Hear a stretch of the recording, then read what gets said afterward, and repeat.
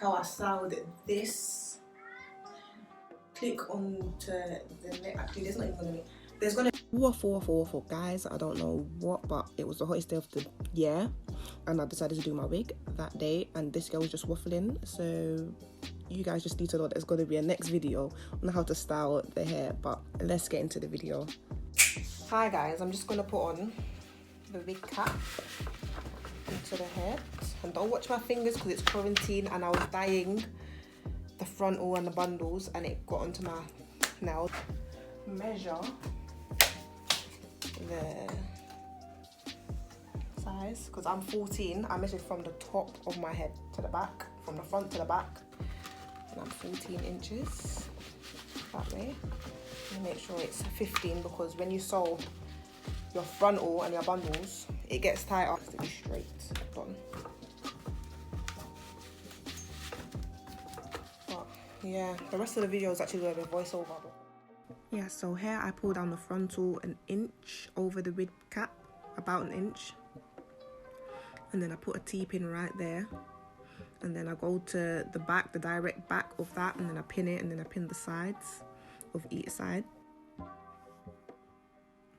I measured my head. Mine is a 30, yeah, it's 13, and then the back is 14. From the front to the back is 14. My head's quite big. So here you see me just sewing the middle of the frontal to the side.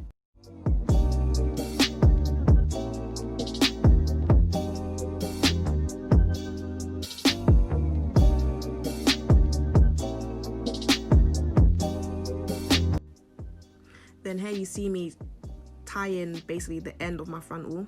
You don't want to just sew and just leave it because then your stitches will all unravel. So you want to make sure the end of your stitches are done well.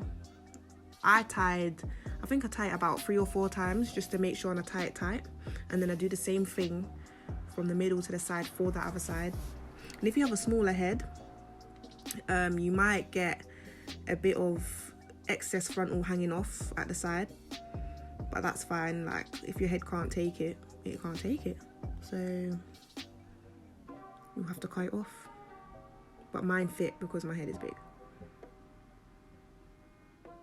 Then here you see me with a single part of the ref from one side to another. I put the T-pin there and then I basically flip it to make it double refted. That's how I do mine because I think it's easier like that. And then I pin it down, and then you see me here trying to fight with the needle to try and get the needle through both of the refs and double knot it.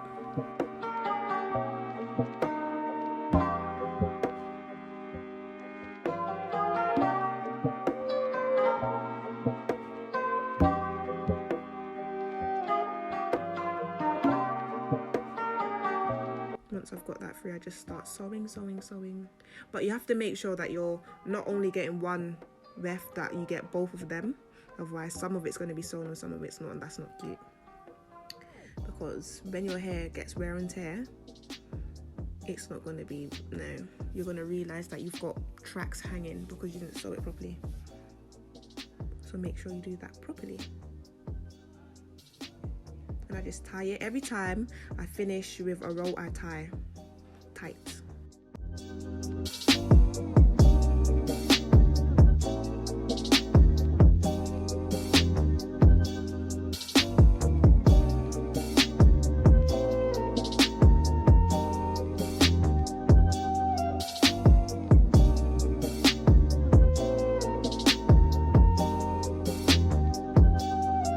This is where I made a mistake because I'm so eager beaver. I forgot to pin down my wig, so if I didn't pin it down, it would have just gaped up and it would have been too small. So I pulled it down. My head is big, so I just guessed it and pulled it down and put the T-pins there. But remember to do that in the beginning.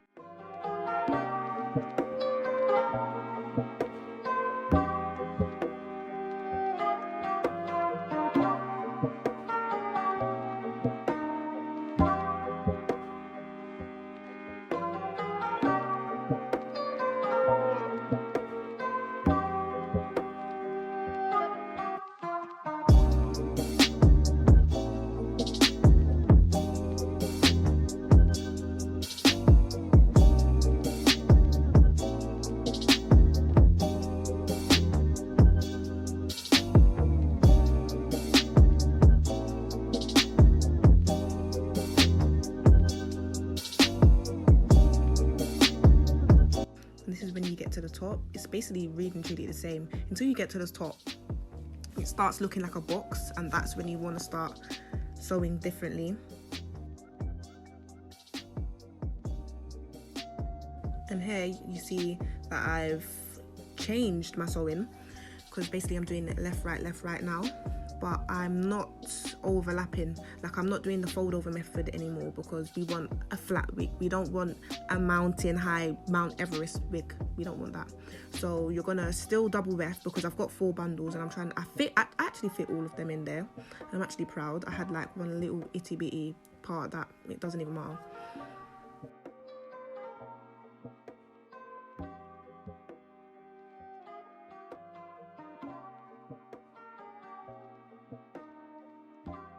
Wait, before we get to the top, this is where I started to singly do it, like single wefts. I didn't do double wefts. This last one you saw, like, it was like, I think three tracks away from the top. I started to like space them out a bit more so that there's no bulking, and it was single wefts, single.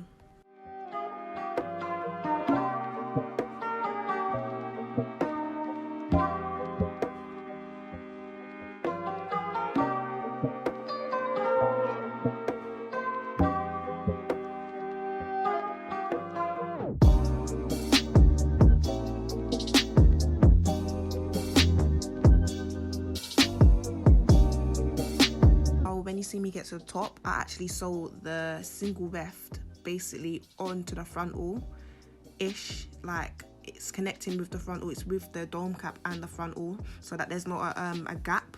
You don't want a gap, you want it to be like blending together.